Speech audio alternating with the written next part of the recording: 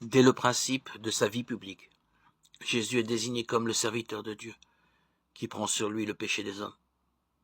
Il est l'innocent dont le prophète a prédit les souffrances expiatrices pour le péché des hommes. Il ne peut vivre qu'en s'offrant la mort pour ses frères. Aussi se fait-il baptiser en pensant à sa mort, pour que, par cette mort même, il entraîne tous les hommes dans son baptême. Il est destiné à être égorgé comme l'agneau, comme l'innocent préfiguré par Jérémie. C'est pourquoi Jean résume la scène d'une simple formule. Voyant Jésus venir à lui, Matthieu 3,14, il dit « Voici l'agneau de Dieu qui ôte le péché du monde ». Jean 1, 29.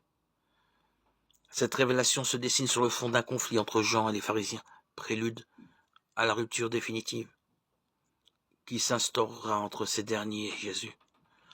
Le témoignage du Baptiste s'ordonne merveilleusement autour de cette proclamation. C'est pour qu'il soit manifesté à Israël comme le serviteur que je suis venu baptiser dans l'eau. Jean 1, 31. Le serviteur d'Isaïe, chapitre 53, apparaît dans la lumière de la croix et de la résurrection. Celui qui vient, celui qui est auprès du Père et qui, Verbe de Dieu, est le principe du renouvellement de toutes choses. Jean 1, 1. Vient dans la chair se faire l'esclave de tous. Parce que l'Esprit repose sur lui. Cet Esprit dont il ne cessera de parler à ses disciples avant sa mort. Manifestation suprême de sa vocation de serviteur.